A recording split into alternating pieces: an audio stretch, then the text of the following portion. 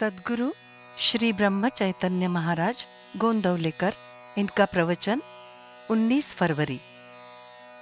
नामस्मरण में लीन रहना सरल मार्ग है। एक नारी को ससुराल में नामस्मरण करना मुश्किल था, क्योंकि ससुराल के लोगों को ये बात पसंद ही नहीं थी। मैंने उससे कहा, यदि मक्खन चुराकर खाने की आदत रखी तो भी उसका परिणाम शरीर पर दिखाई पड़ता है। वैसे ही किसी से पता न चलते हुए नामस्मरण यदि किया तो भी उसका परिणाम होता ही है। वैसे खुलकर नामस्मरण नहीं कर पाए तो गुप्तता से वो किया जाए और ऐसी चातुरी से व्यवहार करें। शरीर को भोजन की आवश्यकता होती है। किसी कारण से जब मुंह से भोजन नहीं कर पाते हैं तो अन्न के लिए नलिका का उपयोग किया जाता है और नलिका द्वारा अन्न द्रव्य पेट में डाला जाता है। फलतः पेट में वो जल्दी पहुंच जाता है। वैसे ही भावना की नलिका से यदि नामस्मरण किया जाए तो वो जल्दी असर करता है। एक मनुष्य बैलगाड़ी से यात्रा करते हुए बीच में ही गिर गया। एक सज्जन ने उसे उठाया और वो उसे अपने घर ले गया। कुछ इलाज किए। वैसे ही हमें भी नामस्मरण में लीन हो जाना चाहिए, तन्मय हो जाना चाहिए।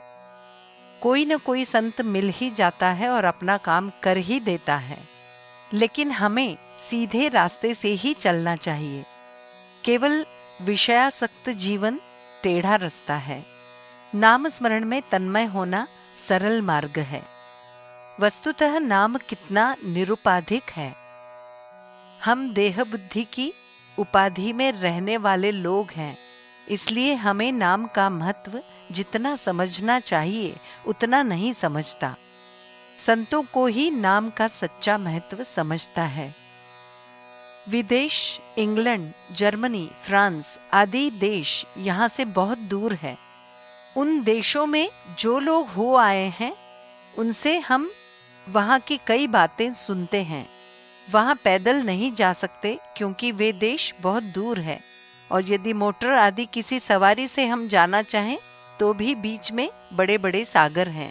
तब पैरों को श्रम न होते हुए हमें डूबने से बचाकर समुद्र जल का पैरों को स्पर्श भी न कराते हुए सागर पार कराकर ले जाने वाला जहाज होता है।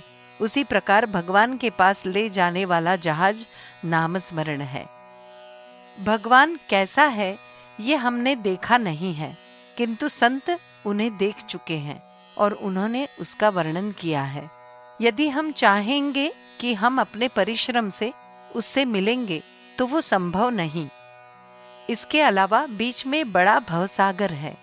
ऐसी स्थिति में यदि हम नाम को ही मजबूत पकड़ रखें, अर्थात नामस्मरण में तन्मय हो जाएं, तो भगवान के पास सुख से पहुंच जाएंगे। हमने देखा है, व्यवहार में एक ही आदमी के कई नाम होते हैं। यदि उन नामों में से किसी भी एक नाम से हम उसे पुकारें तो वो हाँ जी कहता है। उसी प्रकार ईश्वर को किसी भी नाम से पुकारा जाए तो भी वो हमें जवाब देता है। अलग अलग गांवों में जो जायदाद होती है उसकी मालिकी का नाम निर्देश बैनामे में मिलता है। वैसे ही सर्वव्यापी भगवान की प्राप्ति उसके नाम से होती है। सचमुच नाम कभी भी नष्ट न होने वाली जायदाद है। हम सबको ऐसा समझना चाहिए कि मैं भगवान के लिए हूं और नाम में तन्मय रहना चाहिए।